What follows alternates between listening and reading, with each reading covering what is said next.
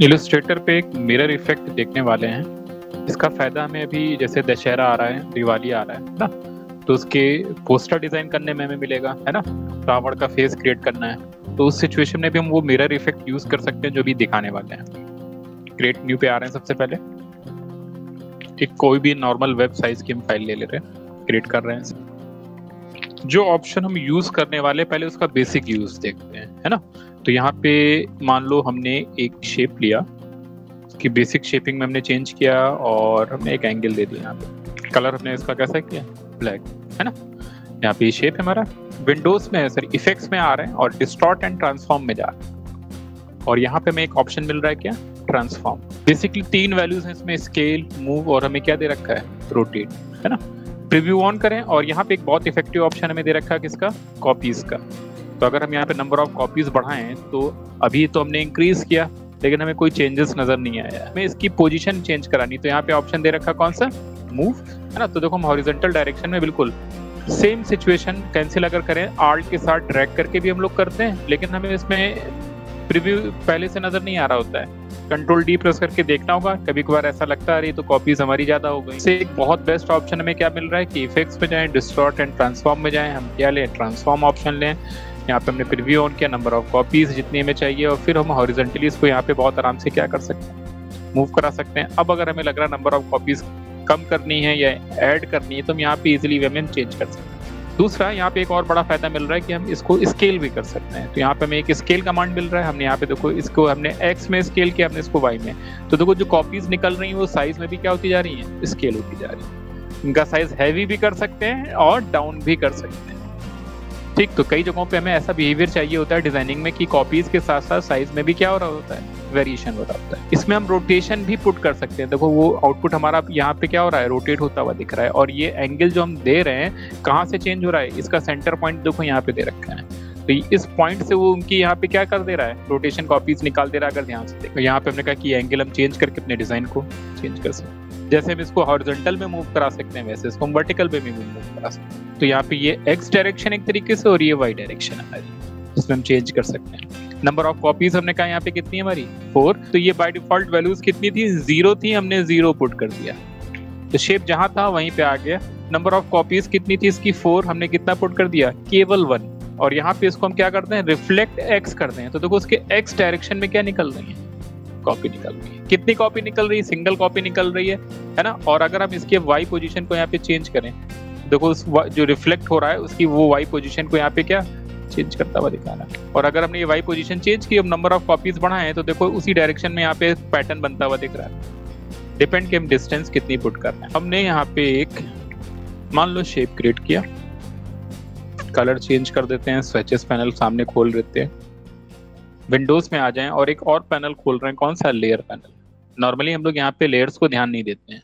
जब हम यहाँ पे कोई भी शेप बनाते हैं तो वो बाय डिफॉल्ट किस में बन रहा होता है, लेयर 1 में बन रहा होता है, दिख रहा है। यानी यहाँ पे अगर देखें ये शेप लेयर 1 में दिख रहा है। हम और भी शेप बनाते हैं जब हम लोग कोई डिजाइन क्रिएट कर रहे होते हैं। तो मान लो हमने एलिप्स बना दिया, कई सारे एलिप्स बना दिए, बनते चले जा रहे हैं देखो, और सारा डिजाइन एक ही लेयर पे हमारा पुट होता चला जा रहा है। और वो लेयर हमारी कौन सी है, लेयर 1। अगर हम इनकी इस एरो को एक्सपेंड करें तो यहाँ पे देखो उसकी सब लेयर्स हमें बनती हुई दिख रही हैं। तो जिस भी लेयर को हम सेलेक्ट करते हैं, ठीक, यहाँ पे हमने देखो यहाँ पे जो भी शेप्स हमने सेलेक्ट किया उसके आगे का ये देखो सर्किल दे रखा है, टारगेट सर्किल। इसे क्या बोल रहे हैं यहाँ पे, टारगेटेड सर्किल, है ना। वो यहाँ पे देखो डबल लाइन्स में आता हुआ दिखता है, डबल सर्किल्स में आता हुआ दिखता है। जिस भी शेप को सेलेक्ट करते हैं, हमने कहा सिलेक्शन लिया, वो यहाँ पे देखो डबल सर्किल में उसका टारगेट हमें क्या होता हुआ दिख रहा है, शो होता हुआ दिख रहा है। हमें एग्जैक्टली पूरा अलग ही शेप अलग लेयर में बनाना है। अभी देखो अगर हम इसको रखें और कलर दे दें, दिख रहा है। और अगर हमने शेप लिया, राइट क्लिक किया, अरेंज, सेंड टू बैक किया, ये लेयर, ये शेप सारी लेयर्स के पीछे नहीं, सारे शेप्स के पीछे चला गया। ध्यान देना कि जो लेयर्स थी वो एक सिंगल लेयर पे थी, लेकिन इस बार हमने क्या किया, कंप्लीट एक नई लेयर ले लिया यहाँ से, लेयर 2 के नाम से, है ना। और इसमें हमने दूसरा एक शेप बना लिया, मान लो स्टार शेप बना लिया। अब ध्यान देना कि ये राइट क्लिक करेंगे, अरेंज पे जाएंगे, सेंड टू बैक करेंगे तो कुछ भी नहीं होगा। क्यों, क्योंकि ये कंप्लीट अलग लेयर पे है। सेंड टू बैक करने से भाई इसके अंदर तो कोई सब लेयर्स है ही नहीं ना, तो ये इन शेप्स के पीछे बिल्कुल भी नहीं जाएगा। ये तभी इन शेप्स के पीछे जाएगा जब हम पूरी तरीके से लेयर को ड्रैग करके उसके नीचे रखें। यहाँ पे दो मेथड देखे, कॉपीज निकालने के लिए ट्रांसफॉर्म देखा। क्या यूज है, बस अब इन सबको कंबाइन करके दिखाने वाले हैं। जो इफेक्ट देखने वाले हैं उसके लिए सबसे पहले हम अपने पेज को हाफ पोर्शन में डिवाइड करेंगे। अब डिवाइड करने के लिए हमने यहाँ पे क्या लिया, लाइन सेगमेंट टूल लिया, है ना। सिंपली एक हमने शिफ्ट के साथ वर्टिकल लाइन यहाँ पे क्या कर दी, ड्रॉ कर दी। पेज को बिल्कुल अलाइन करते हुए, मीन्स हाइट उसकी इक्वल रखते हैं। सिलेक्शन टूल लिया, कलर उस स्ट्रोक का हमने कैसा दे रखा है, ब्लैक। फिर से लाइन टूल लिया और हमने एक हॉरिजॉन्टली लाइन क्रिएट कर दी। हम चाह रहे हैं कि दोनों ही लाइंस पेज के एग्जैक्टली सेंटर पॉइंट पे बने, यानी ये लाइन सेलेक्ट कर ली और ये लाइन सेलेक्ट कर ली। दोनों लाइन सेलेक्ट करने के बाद विंडोज में जा रहे हैं और एक बड़ा इंपॉर्टेंट ऑप्शन है यहाँ पे, कौन सा है, अलाइन। क्लिक करते हैं। अलाइनमेंट के यहाँ पे कई सारे मेथड, फालतू के सारे ऑप्शन हम ऑफ कर रहे हैं ताकि कहीं कोई कंफ्यूजन ना रहे। केवल हमने लेयर पैनल खोल रखा है, स्विचेस पैनल खोल रखा है और अलाइन पैनल। अलाइन करते समय यहाँ पे सबसे पहले वो हमसे पूछ रहा है कि हमें इसको किसके साथ अलाइन करना है ना। तो हमें इसको पेज के साथ अलाइन करना, और पेज को यहाँ पे किससे डिफाइन कर रहे हैं, align to artboard. By default बंद रहेगा, मे बी आर्टबोर्ड को ऑन किया। दोनों शेप अपने सेलेक्ट कर लिए और यहाँ पे देखो दे रखा है क्या, हॉरिजॉन्टल अलाइन सेंटर। क्लिक पे करते हैं, देखो लाइन शिफ्ट हुई हल्की सी, और वर्टिकल अलाइन सेंटर। तो एग्जैक्टली अब ये लाइन हमारे कहाँ पे बन रही है, पेज के सेंटर पे क्रॉस कर रही है। टूल ले रहे हैं सिंपली, और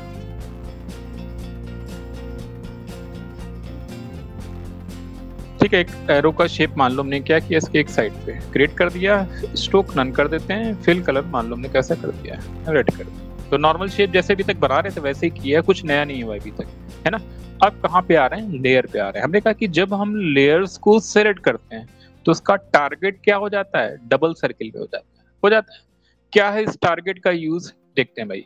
अब क्या करेंगे, हम सारी लेयर्स को, जो भी उसकी सब लेयर्स थी, उन सारी लेयर से बाहर आ गए, और हमने जो टारगेट सेलेक्ट किया वो किसका सेलेक्ट किया, मेन लेयर का सेलेक्ट कर लिया। इतने टाइम जो टारगेट सेट है, हमने कहा कि लेयर 1 का प्रॉपर सेट है, सब लेयर्स का नहीं सेट किया हमने। कहाँ पे जा रहे हैं, इफेक्ट्स में जा रहे हैं, इसमें आ रहे हैं, डिस्टॉर्ट एंड ट्रांसफॉर्म में जा रहे हैं, और यहाँ पे क्या कर रहे हैं, ट्रांसफॉर्म कर रहे हैं। यहाँ पे आके क्या कर रहे हैं, एक सिंगल कॉपी निकाल रहे हैं। कितनी करी, 1 करी, और इसे हमने क्या किया, रिफ्लेक्ट किया।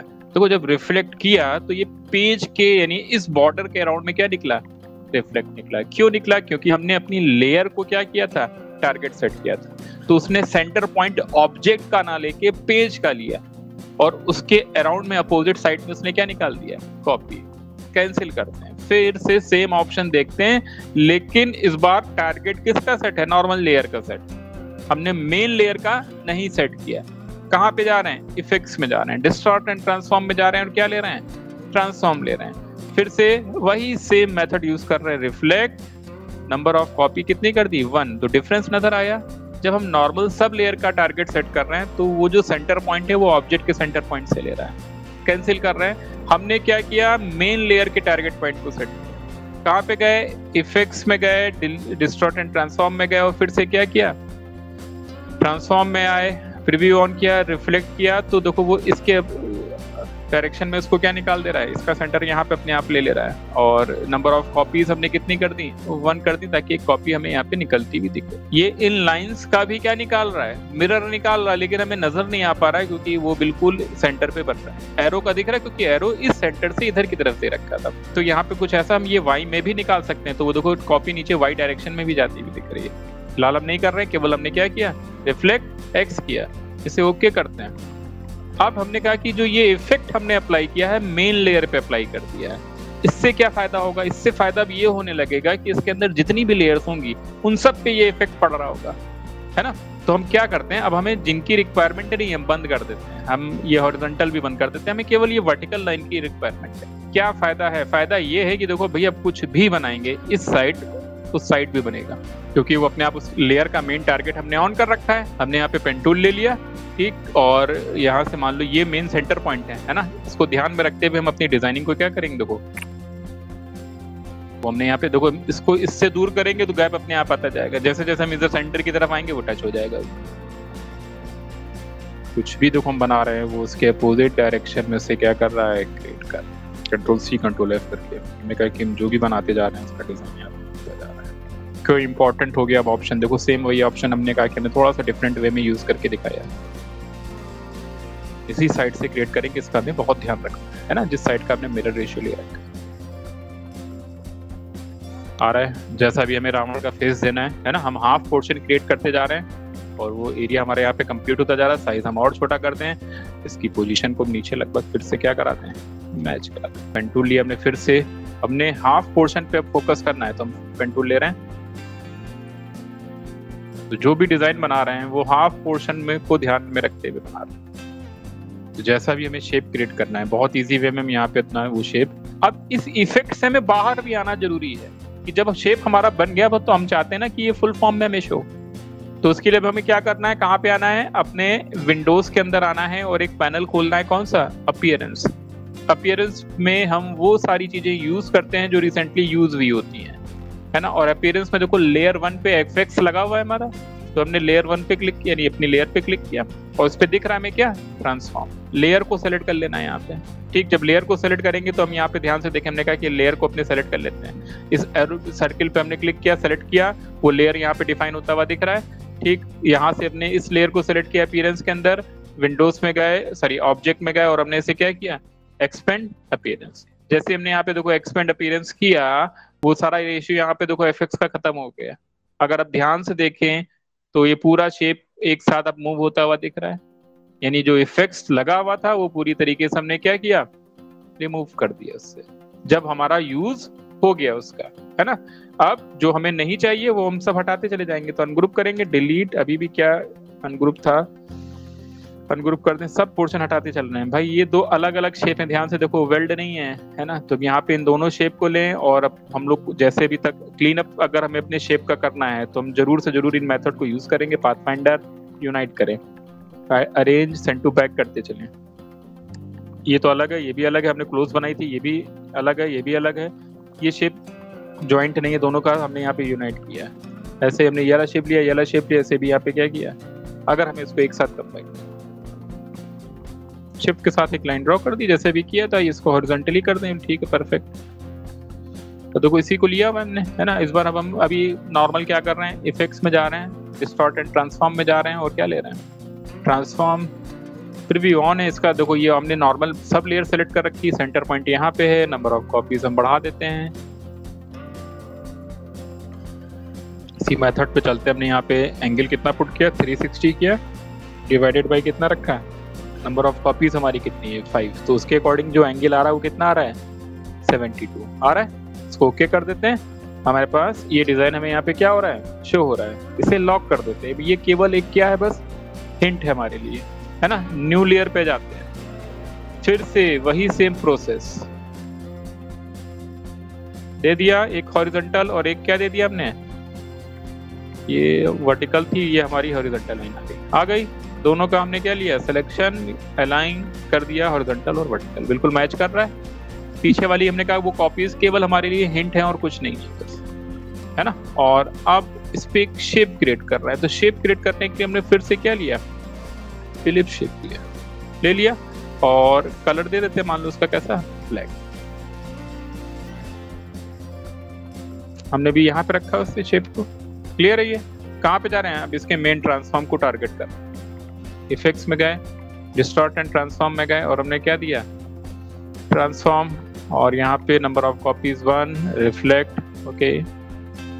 ये तो नॉर्मल हम लोग ने यूज किया ही था, है ना। फिर से अगर हम दोबारा जा रहे हैं, फिर से डिस्टॉर्ट एंड ट्रांसफॉर्म और ट्रांसफॉर्म ले लेते हैं, ठीक। वो कह रहा है अप्लाई न्यू इफेक्ट, हाँ बिल्कुल अप्लाई करना चाह रहे हैं। क्या अप्लाई करना चाह रहे हैं, रोटेशन, है ना। यहाँ पे देखो हमने रोटेशन बढ़ाया, तो वो हमारे उस ग्रिड का भी क्या निकाल रहा है, रोटेशन हो रहा है। तो अब यहाँ पे कॉपीज अभी हमने नॉर्मल निकाली थी, अब क्या निकाल रहे हैं उसका, रोटेशन। हम ये नॉर्मल रिफ्लेक्ट किया था, इस बार हम क्या कर रहे हैं, उसका रोटेशन रेशियो निकाल रहे हैं, है ना। नंबर ऑफ कॉपीज यहाँ पे कितनी पुट करी थी, 5, और 360 को हमने डिवाइड किया था किससे, नंबर ऑफ कॉपीज से। तो हमें क्या मिला था, एंगल मिला था, चेक करते हैं, एग्जैक्टली देखो मैच कर गया उससे, इसको ओके करते हैं। अब इन लाइंस में कंफ्यूज मत हो, ये नई लाइंस कौन सी हैं, ये तो ग्रिड की हैं, जो हमने इस मेन लेयर पे बना रखी थी। जाएं और ये लो बंद कर दिया, ये लो बंद कर दिया, अपना इस मेन लेयर पे हैं हम लोग। ब्रश टूल लेते हैं, दिख रहा है, अब वो मिरर नहीं निकाल रहा है, रोटेशन में कॉपीज भी निकाल दे रहा है। सोचो कितना कॉम्प्लेक्स डिजाइन बनता चला जाएगा, जो कि बैकग्राउंड की डिजाइनिंग के लिए हमारे बहुत इफेक्टिव वर्ड्स हैं। बनाते ही चले जाएंगे, वो इनफाइनाइट लेवल पे बनता ही चला जाएगा। देख रहा है कॉम्प्लेक्स होता ही चला जा रहा है, क्योंकि उधर चारों तरफ उसका क्या निकाल दे रहा है, रोटेशन।